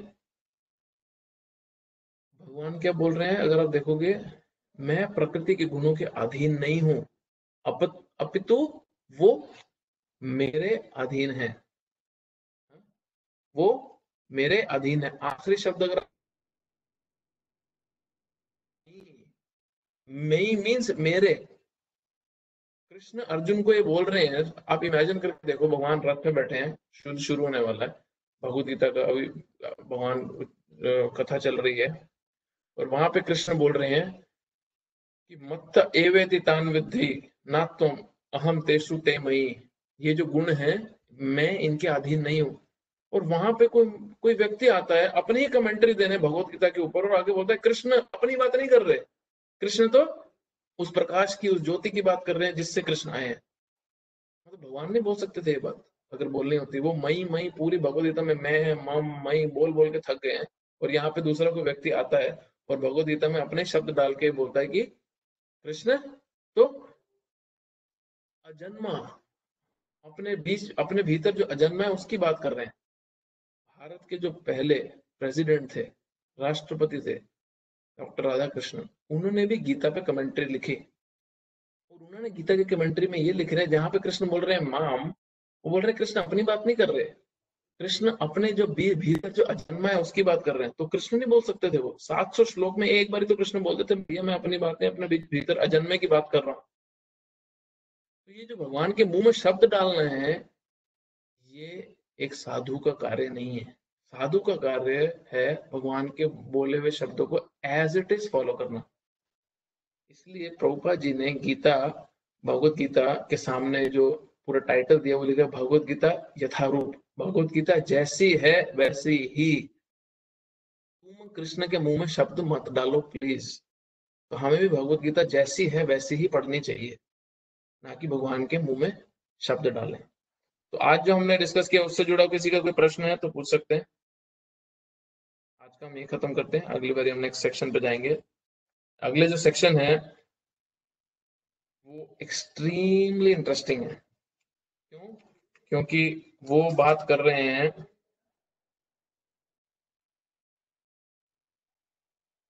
किस तरह कुछ लोग जो है वो भगवान की शरण लेते हैं, और कौन से ऐसे लोग हैं जो भगवान की शरण लेने में इंटरेस्ट ही नहीं रखते। कौन से ऐसे लोग हैं जो इंटरेस्ट लेते हैं भगवान के पास आने में, और कौन से ऐसे लोग हैं जो इंटरेस्ट नहीं लेते भगवान के पास आने में। और वो कैटेगरी देखनी बड़ी इंटरेस्टिंग है, क्योंकि हम सारे उसी कैटेगरी में कहीं ना कहीं हैं। हम तो सारे उसी कैटेगरी में जो भगवान के पास आए, बट किस कारण से आए वो बड़ा इंटरेस्टिंग है देखना। और हम अपने घर में, रिश्तेदारी में, दोस्ती में कई लोग ऐसे जानते होंगे जो नहीं आना चाहते भगवान के कांटेक्ट में। तो हम ये कैटेगराइज करेंगे बहुत हमें सिस्टमैटिकली कि कैसे और कौन है वो जो इस कैटेगरी में जो भगवान के पास नहीं आना चाहते। किसी का कोई प्रश्न है आज से जुड़े टॉपिक पे, या कुछ और भी हो मन में कुछ चल रहा? हरे कृष्णा प्रभु, गगन राणा जी कहाँ थे पिछले वीक? पिछले वीक नहीं, मंगलवार को। प्रभु आवाज आ रही है आपको? हाँ बिल्कुल आ रही है। अच्छा, मेरा एक प्रश्न है। कृष्ण बोलते हैं कि बुद्धि मैं हूँ, गुण सारे मैं हूँ, हर चीज मैं हूँ। तो इंसानों के अंदर सारे अच्छे गुण क्यों नहीं डाले? क्या क्या इंसानों के अंदर सारे बुद्धि मैं हूँ, गुण मैं हूँ। हाँ तो अब हर इंसान में सारों के अंदर सतोगुण नहीं है, किसी में अलग गुण है। तो बिल्कुल। भगवान ने जब गुण डाले तो अच्छे गुण क्यों नहीं डाले सब में? हाँ, आपके क्वेश्चन मुझे अच्छे लगते हैं बड़े, क्योंकि आप सोचते हो। Thank you. अब आप प्रश्न पूछ रहे हो कि भगवान बोल रहे हैं कि हर चीज का कारण मैं हूँ, तो फिर कारण भी जब हर मैं चीज हूँ, के कारण भगवान है तो फिर हमारे में अच्छी चीजें डाले तो फिर इतनी मुसीबतें नहीं होती। फिर उसके बाद क्या यही होता क्वेश्चन है है? ना आपका? हाँ जी प्रभु, यही प्रश्न है। और दूसरा प्रश्न इसी के साथ जुड़ा हुआ ये है, कई बार क्या होता है कि बंदा भक्ति करता है, करते करते ज्यादा भी करता है, फिर पीछे हट जाता है। तो ऐसा क्या हाँ होता है कि प्रभु की भक्ति करते करते काफी आगे निकलने के बाद एकदम भक्ति छूट जाती है उससे, या कम भक्ति कम हो जाती है? हाँ। तो जब दो गुण प्रश्न है, देखेंगे पहले तो का पहले उत्तर दे देता हूँ। देखेंगे। पहले का उत्तर दे देता हूँ कि अगर भगवान हर चीज के कारण है और सब कुछ भगवान से आ रहा है, तो फिर हमारे को ऐसा कष्टदायी हालत में रखा ही क्यों है, जहाँ पे हमारे में काम, क्रोध, लोभ, मोह सब है, और हम जिसके कारण फंसे हुए हैं। आया लोभ। तो हमारे में सब अच्छे अच्छे गुण डाल देते, और फिर हम फटाफट से बस निकल जाते इस उधेड़ बुन से, इस कचरे से। तो सबसे पहली बात जरूरी इसमें, क्योंकि आपका प्रश्न बहुत अच्छा है, बहुत इंपॉर्टेंट भी है। सबसे पहली बात इसमें ये है कि भगवान ने ये सृष्टि जो रची है, इस सृष्टि को रचते समय उन्होंने जीवों को, हमें, हमारे को उन्होंने थोड़ी सी स्वतंत्रता दी है, ज्यादा नहीं दी, थोड़ी स्वतंत्रता दी है। और वो स्वतंत्रता हमारी क्या है? वो स्वतंत्रता हमारी जो है वो है कि हम स्व इच्छा से इन गुणों के प्रति आकर्षित होने के लिए राजी हों। अब ये क्यों दिया है? क्योंकि अगर सपोज हमारे में सारे अच्छे गुण जबरदस्ती डाल दें, आप सपोज घर में बैठे हो, आपके आपके बच्चे हैं प्रो गगन जी? हाँ जी प्रभु है। हाँ, तो सपोज आप अभी लॉकडाउन चल रहा है अभी तो, बट अगर सपोज लॉकडाउन नहीं है, नॉर्मल दिन होता, और आप अपने घर में बच्चों को बोलते कि तुम्हें जो चाहिए तुम अपना मुंह खोलो और मैं तुम्हारे को लाके दूंगा, बट इस घर से बाहर नहीं निकल सकते। तो तुम्हें जो चाहिए तुम अपना सिर्फ मुंह खोलो, तुम इस घर से बाहर नहीं निकल सकते बस, और जो जो भी मांगोगे तुम्हें लाके दूंगा। तो तुम्हारे को स्वतंत्रता है, पूर्ण स्वतंत्रता है। तुम्हें जो चाहिए बस मुझे मैसेज कर दो, फोन कर दो, या आवाज मार के बोल दो, मैं तुम्हें लाके दूंगा। क्या वो स्वतंत्रता है क्या? नहीं, स्वतंत्रता तो नहीं है प्रभु। क्योंकि आपने उनको घर से निकलने नहीं दे रहे। आपने उनको घर से निकलने ही नहीं दे रहे, आपने उनको घर में बांध के रख दिया। और अभी आप क्या कह रहे हो? तुम्हें जो चाहिए मैं तुम्हें लाके दूंगा। और फिर एक दिन क्या होता है, आपका बेटा लड़ता है आपसे, नहीं पापा मुझे जाना ही जाना है बाहर। बेटी लड़ती है, नहीं पापा मुझे बाहर जाना ही जाना है, जो मर्जी आप कर लो। बोलते बेटा नहीं जाना है, फिर हम आपकी बहस हो जाती है बच्चों से। तो बोलते बेटा मुझे प्यार नहीं करते, बोलते कि हम नहीं करते। तो आप क्या करते हो? आप एक डंडा लेते हो हाथ में और अपने बेटे के सामने डंडा रखते हो और बोलते हो बोल तू मुझे प्यार करता है कि नहीं करता है।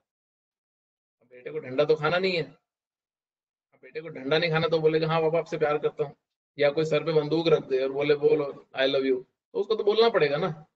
तो बट वो जो है, आपने पहली बात तो उसकी स्वतंत्रता ले ली, और स्वतंत्रता लेके आपने उसको इन्फोर्स किया कि वो तुम्हारे से रिश्ता स्थापित रखे और तुम्हारे को छोड़ के ना जाए और तुम्हारे पास ही रहे।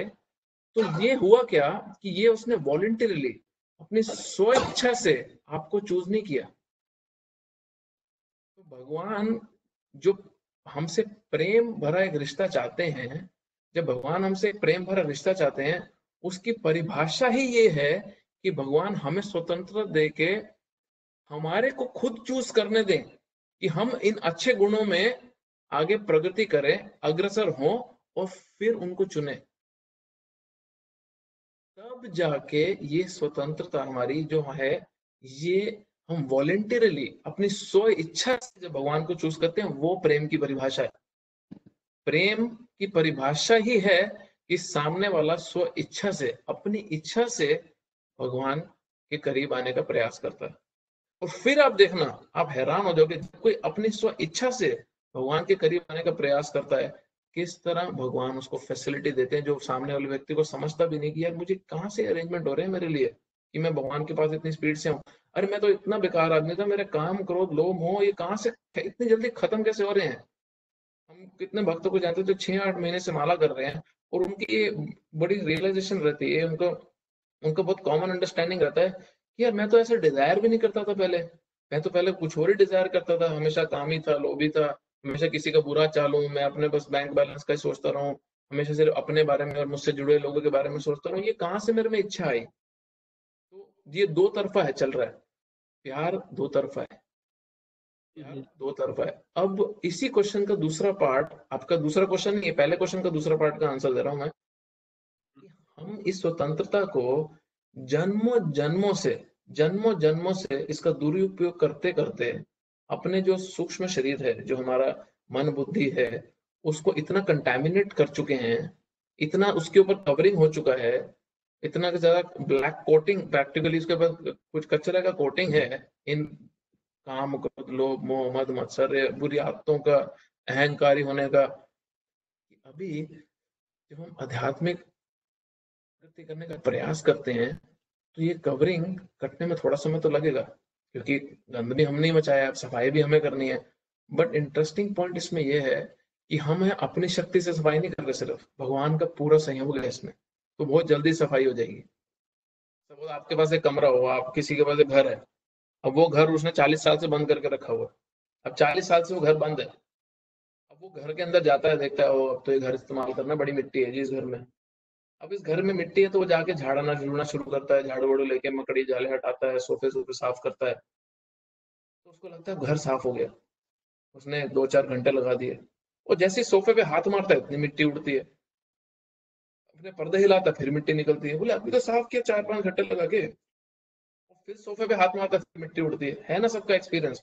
थोड़ा समय सोफे पुराने हुए तो अब जितनी मर्जी बड़ी हाथ मारा मिट्टी निकलती है। तो उस समय पे अगर व्यक्ति ये सोचे, यार 4-5 घंटे लगा दिए मैंने, ये साफ क्यों नहीं हो रहा, अरे मिट्टी तो 40-50 सालों की है, 40-50 सालों का कचरा है, और हमारे तो इतने जन्म बीत चुके हैं कि गिनती भी नहीं है कि जितने जन्मों का कचरा हम अपनी चेतना पे, अपने मन बुद्धि पे लेके चल रहे हैं, जिसकी सफाई करने का भी समय आया है।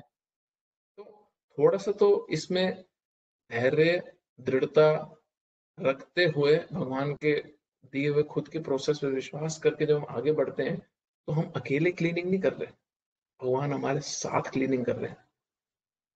एक भक्त के लिए भगवान, लिटरली मैं आपको शब्द इस्तेमाल करके बोलता हूँ, एक भक्त के लिए भगवान का नाम, भगवान का ज्ञान, भगवान स्वयं अपने नाम और ज्ञान के रूप में हमारे लिए एक जमादार का काम करते हैं, हमारा कचरा साफ करने के लिए, हमारे ही हृदय में।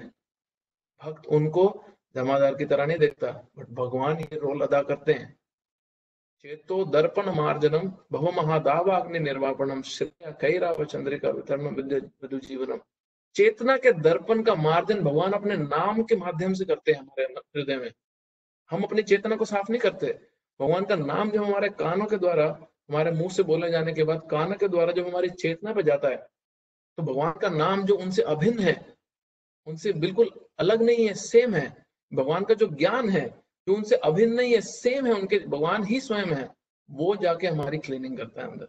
और वो बहुत बड़ी बात है, हमारे बस की, हमारे लाखों जन्मों का कचरा साफ करने का नहीं है, ये भगवान की कृपा से होता है।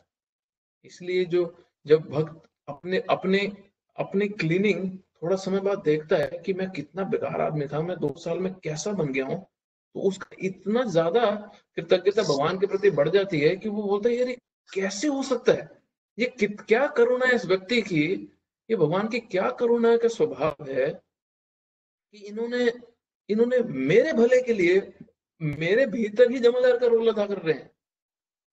तो आप ये सोचो, भगवान परमात्मा रूप में हम सबके साथ हर योनि में चलते हैं। अब मनुष्य योनि तो थोड़ी साफ सुथरी रह सकती है, भगवान मल के कीड़े में भी परमात्मा रूप में साथ रहते हैं।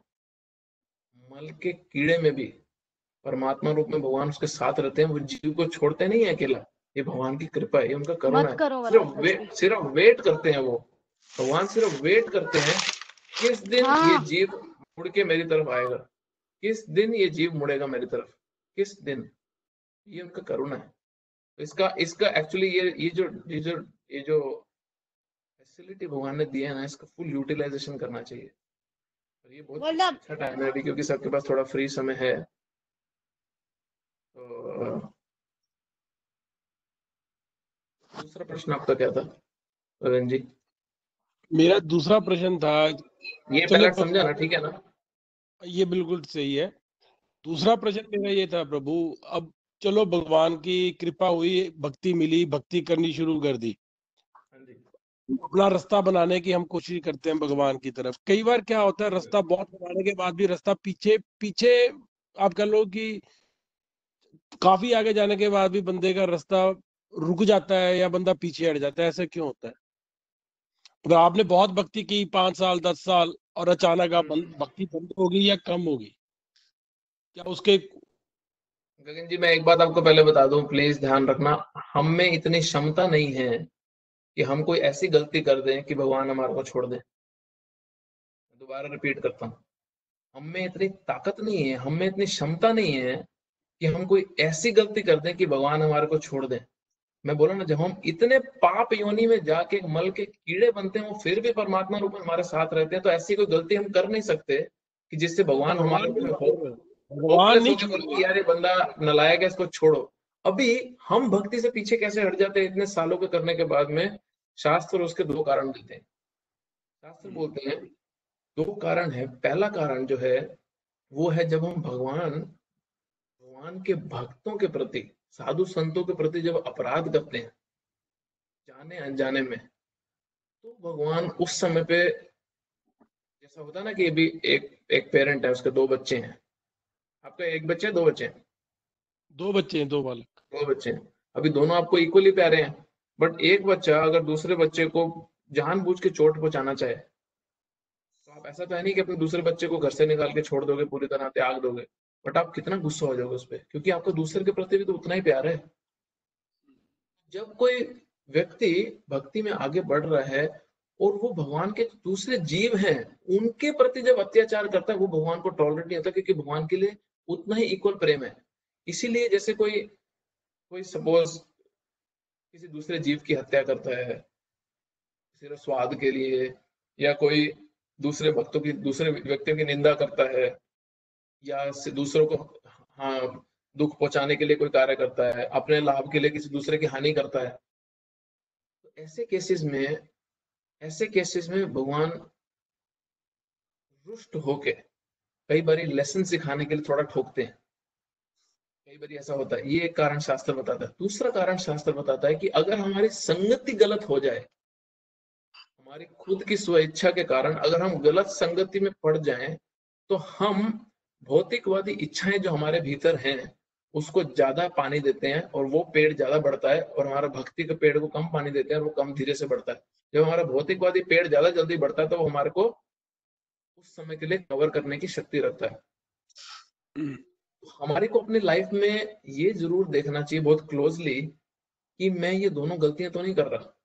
क्योंकि होता क्या है, मैं ऑनेस्टली आपको बताऊं, होता ये है कि हम इसमें भी ब्लेम ना भगवान पे छोड़ देते हैं कई बार। अरे इतने साल से तुम्हारे मंदिर आ रहा था, अरे इतने साल से तुम्हारा नाम ले रहा था, अभी अभी इतना नहीं कर सके तुम? हाँ, अभी तुम थोड़ा सा भी मैं इधर उधर भटका तो तुमने फटाक से मुझे छोड़ दिया। कभी छोड़ने नहीं वाले हो, भगवान कभी को आप नहीं भक्ति से छोड़ते। पीछे भी नहीं हटने वाले। दूसरे अध्याय के भगवद गीता के 40वें श्लोक में कृष्ण एक ऐसा स्टेटमेंट दे रहे हैं कि वो स्टेटमेंट ना कोर तक हिला देता है कि यार ये व्यक्ति कभी हार ही नहीं मानेगा हमारी मदद करने के लिए। भगवान बोल रहे हैं, नेह विक्रम नाशोस्ति प्रत्यवाय न विद्यते स्व अल्पम अपयस्य धर्म से त्रायत महतो भया। भगवान बोल रहे हैं, इस पथ पे, मेरी तरफ आने के पथ पे, मेरी सेवा करने के पथ पे अगर किसी ने इतनी सी भी प्रगति कर ली, नेह विक्रमा नाशोस्ति, छोटा सा भी प्रगति कर लिया, तो कृष्ण क्या बोल रहे हैं? दो चीजें बोल रहे हैं। कृष्ण बोल रहे हैं, एक तो मैं उस व्यक्ति को जिसने मेरी तरफ आने के लिए थोड़ी सी भी प्रगति कर ली, उस व्यक्ति को निचली योनियों में जाने नहीं दूंगा, मैं उसको प्रोटेक्ट करके रखूंगा। और दूसरा, जितना उसने प्रगति किया और बाई चांस किसी भी कारण वो आगे नहीं बढ़ सका, उतनी प्रगति के बाद जब उसको अगला जीवन मिलेगा, सपोज आपने 8% प्रगति करा इस जीवन में और किसी कारण आप फंस गए, बुरे संगत में आ गए, गलतियों के कारण आगे नहीं बढ़ सके, तो भगवान बोल रहे हैं कि तेरा जो बैंक बैलेंस मैंने भक्ति का 8% लिया था ना, अगले जन्म में 9% से शुरू करूंगा, खत्म नहीं होगा। आप लाखों करोड़ों अरबों कमा लो इस दुनिया में, और अगला जन्म आते ही आपको याद भी आ जाए ना, तो भी डंडे मार के भगा देंगे आपको वो लोग। भगवान का सिस्टम कितना मर्सीफुल है कि बोले तुमने 10% प्रगति करी, अगले जीवन में 11 से शुरू करोगे, 10 वापस से रिपीट नहीं करना पड़ेगा। तो हमारे को ये केयरफुली बहुत ध्यान देना है कि मैं बहुत एसोसिएट, जो भक्तों का जो मेरा संग है, जो जो इसको बोलते हैं birds of same feather flock together, संजातीय संघ उसको संस्कृत में बोला जाता है, कि जो मेरे को प्रगति जिस पथ पे करना है, मेरे उस पथ पे जो आगे प्रगति कर रहे हैं वैसे दोस्त हैं कि नहीं है, जो मेरे को उत्साहित कर सके आगे बढ़ने के लिए। बड़ा कॉमन एग्जांपल कईयों ने सुना भी होगा, ऐसे दिया जाता है कि दिल्ली बॉम्बे में बहुत भीड़ रहती है ट्रेन के अंदर, तो अगर तुम्हारे को ट्रेन में एंट्री चाहिए, तो तुम्हारी स्मार्टनेस किस में है कि तुम सही जगह पे खड़े हो जाओ ताकि भीड़ तुम्हारे को अंदर ले जाए। और अगर तुम्हारा स्टॉप आ रहा है और तुम्हारे को ट्रेन से बाहर निकलना है क्योंकि पैक्ड है ट्रेन, तो तुम बस सही खड़ी जगह पे खड़े हो जाओ ताकि भीड़ तुम्हें बाहर ले जाए। अब अंदर और बाहर कौन लेके गया? भीड़। बट हमारी बुद्धि किसमें थी? सही जगह पे जाके खड़े होने की। तो अगर हम अपने जीवन में सिर्फ इतना अपने ऊपर कृपा कर लें, अपने ऊपर इतनी दया कर दें कि सिर्फ सही संगत में जाके समय बिताना शुरू कर दें, वो संगत की शक्ति ही आपको आगे ले जाएगी। आपको कुछ नहीं करना पड़ेगा। आपको आपकी इंटेलिजेंस सिर्फ इसी में इस्तेमाल करनी पड़ेगी, किस तरह मैं संगत में रहूं भक्तों की, और किस तरह मैं वो संगत जो फ्लो में मुझे लेके जा रही है मैं उसके उल्टा जाने की कोशिश ना करूं। तो भीड़ आपको ट्रेन के अंदर ले जा रही है, आप उल्टा भाग रहे हो। सिर्फ इतना अपने ऊपर कृपा हर व्यक्ति को करना चाहिए। भगवद गीता के कृष्ण दूसरे अध्याय में कृष्ण बोलते हैं, संगत संजायते कामा। संगत मीन्स एसोसिएशन, संजायते मीन्स डेवलप्स, कामा means desire. Association develops your desire. संगत आपकी इच्छाएं बनाती है। तो अभी आप हैरान हो जाओगे, सिर्फ ये अभी हम 1 घंटा सिर्फ हम भगवद गीता और भगवद गीता के तात्पर्य प्रभुपाद जी की वाणी से संगत ले रहे हैं। इसी में ही आपको लगेगा कि यार कुछ तो मैं जीवन में चेंज आना चाहिए। इमेजिन करो कि अगर आपका टोटल संगत प्यूरिफाइड हो जाए, टोटल संगत प्यूरिफाई हो जाए, तो उसका इफेक्ट जो रहेगा वो हम अपनी ह्यूमन कैपेसिटी से अभी समझ नहीं सकते, बट ग्रेजुअली हम देख पाएंगे थोड़े समय बाद जाके। ठीक है ना? सही कह रहे हैं, बिल्कुल सही कह रहे हैं प्रभु। और बहुत किसी का? नहीं, धन्यवाद प्रभु, बहुत बढ़िया समझ आया। थैंक यू प्रभु। और किसी का कोई प्रश्न? नहीं तो खत्म करें। एक जल्दी प्रभु, बस मेरा एक छोटा सा प्रश्न था। हाँ, बोल रहे हैं तो। प्रभु जी मैं गीता के बारे में पूछना था। गीता 2-3 प्रेस की अलग अलग के पब्लिकेशंस है, उनमें थोड़ा तो कई बार पढ़ते समय या समझते समय कुछ किसी में रहता है, तो क्या कोई मतलब पढ़ने के लिए मैं कौन आपको सी इसका सिंपल सोल्यूशन बता देता हूँ। देखो, भगवत गीता की जो संस्कृत है ना वो बड़ी सिंपल है। जैसे संस्कृत लेवल्स हैं, जैसे भागवत है जो पुराणों की संस्कृत है वो थोड़ी और टेक्निकल है, बट भगवत गीता की बड़ी सिंपल संस्कृत है।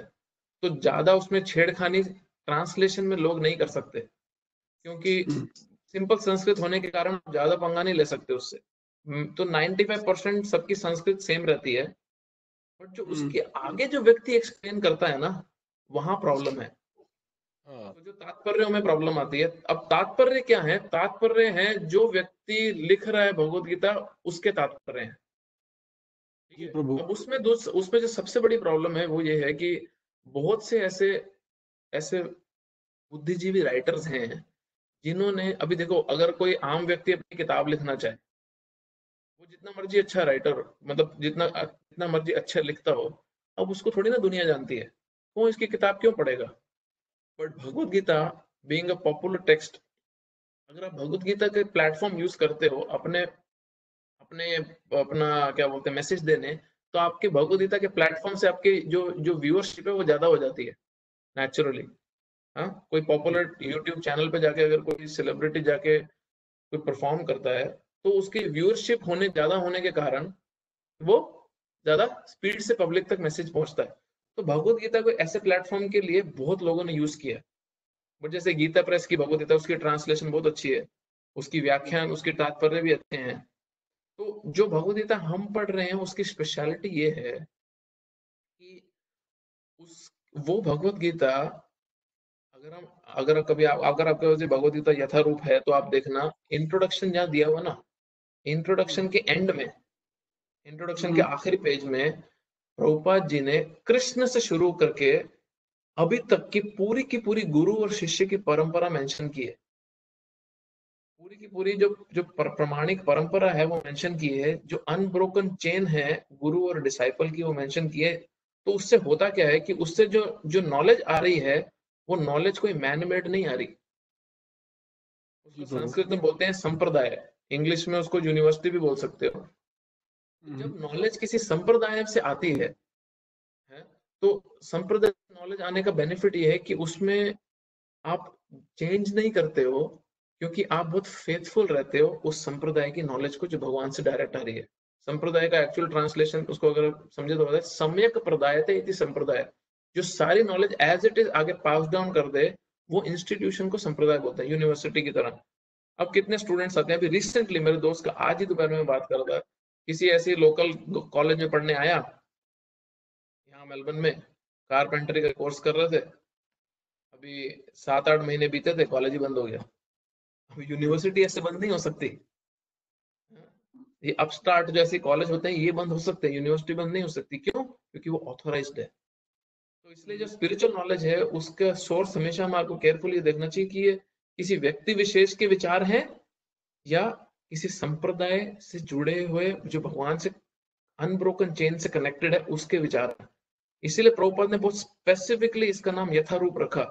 क्योंकि एक मैं आपको एक उदाहरण देता हूँ, हैरान हो जाओगे। जब प्रभुपाद जी ने भगवत गीता का तात्पर्य उदाहरण ट्रांसलेट किया इंग्लिश में, पूरे पूरे विश्व में इसको प्रचार भी किया, तब तक 800 से ज्यादा डिफरेंट कॉपी भगवत गीता की मार्केट में थी। 800 से ज्यादा। और सरप्राइजिंगली, मैं इंडिया की बाहर की बात कर रहा हूँ, इंडिया की बात नहीं कर रहा, इंडिया से बाहर। सरप्राइजिंगली उन 800 डिफरेंट वैरायटी, 800 किताबों की नहीं बात कर रहा, 800 वैरायटी जिसमें हजारों किताबें बटी होंगी, उसमें से एक भी किताब एक भी व्यक्ति को कृष्ण का भक्त नहीं बना सकी। और ये प्रभुपाद जी ने क्या भगवत गीता ट्रांसलेट किया कि पॉपकॉर्न की तरह पूरे वर्ल्ड में इधर इधर कृष्ण के भक्त उठ उठ के आने लगे। ये हुआ क्या? पूरे विश्व में हम देखें कि किस तरह से प्रभुपाद जी ने भगवत गीता का प्रचार किया और कैसे कैसे वेस्ट अमेरिकन हो, ऑस्ट्रेलियन हो, रशियन हो। रशिया में 50,000 से ज्यादा Russian, local Russian Bhagavad Gita के ऊपर जीवन जी रहे हैं इस समय। चाइना में 10,000 अंडरग्राउंड लोग भगवत गीता पे जीवन जी रहे हैं अपना। क्यों? क्योंकि जब तुम नॉलेज प्रमाणिक देते हो तो वो हृदय में परिवर्तन करती है। जब तुम एक व्यक्ति विशेष का विचार देते हो तो एक व्यक्ति का विचार तुम्हारा हृदय परिवर्तन नहीं कर सकता, तुम्हारी सिर्फ इंटेलिजेंस को थोड़ा सा खुजली कर देता है। तो ये बड़ा इंपॉर्टेंट है। तो अभी अगर हम देखें पूरे के पूरे विश्व में, अभी उसको संस्कृत में बोलते हैं फलम प्रचीयते, रिजल्ट स्पीक्स फॉर इटसेल्फ। तो अगर हृदय में परिवर्तन देखना है तो ये देखना चाहिए कि जो नॉलेज है उसका सोर्स क्या है। वो नॉलेज भगवान से कनेक्टेड है या भगवान के शब्दों को इस्तेमाल करके अपना मोटिव साधा जा रहा है उसमें। ये बड़ा जरूरी है जानना। तो जन अभी आप अपने पर्सनल बता रहे हो कि यार ऐसे ऐसे मेरे घर में है, ये मुझे खाना पसंद है, ये मेरे विचार हैं, यहाँ मुझे घूमना पसंद है, मेरे बच्चों के लिए मुझे ये अचीव करना है, मेरे फ्यूचर प्लान ये है, मेरी प्रॉपर्टी ये। और कोई व्यक्ति उसको सुनता है और बाहर में जब आप पब्लिक मीटिंग में बैठे हो तो बिल्कुल कुछ और आपके बारे में बताना शुरू कर दे कि गगन जी के 2 बच्चे हैं बट बड़े दुखी हैं अपने बच्चों से, वो तो बस किसी तरह सोच रहे हैं मैं जंगल में चला जाऊं, मैं खेतों में चला जाऊं, मैं तो बड़ा परेशान हूँ, इंडिया मूव करना चाहता हूँ, ऑस्ट्रेलिया मुझे पसंद नहीं है। और आप बोलो भाई ये तो मैं सोच ही नहीं रहा, ये तो मैं चाहता ही नहीं हूँ, मेरे को तो बहुत प्यार है मेरे परिवार से। तो आपकी जो फीलिंग है ना उस समय कि यार ये क्या बोल रहा है मेरे बारे में, ये मेरे बारे में क्या बोले जा रहा है, ये एग्जैक्टली भगवान को फील होता है जब भगवान के शब्दों का इस्तेमाल करके कोई कुछ भी बोलता है। क्योंकि भगवान एक व्यक्ति है ना, पुरुष है बट परम पुरुष है, बट उनकी भी तो फीलिंग्स हैं। इसलिए भगवान की फीलिंग्स का हमारे को रिस्पेक्ट करते हुए उनके वर्ड्स को एज इट इज आगे देना चाहिए, अपनी बीच में नहीं डालना चाहिए। समझ गया। तब सामने वाले के हृदय में परिवर्तन होता है। क्यों? क्योंकि भगवान ने करुणावश ये शब्दों का इस्तेमाल किया है हमारे हृदय को चेंज करने के लिए। ठीक है ना? जी प्रभु। ठीक है प्रभु जी, सबके लिए लेट हो रहा है। हरि बोल। ट्यूसडे को पक्का प्रभु। हरे कृष्णा। श्रीमद् भगवद गीता की जय। श्रील प्रभुपाद की जय। जय हो।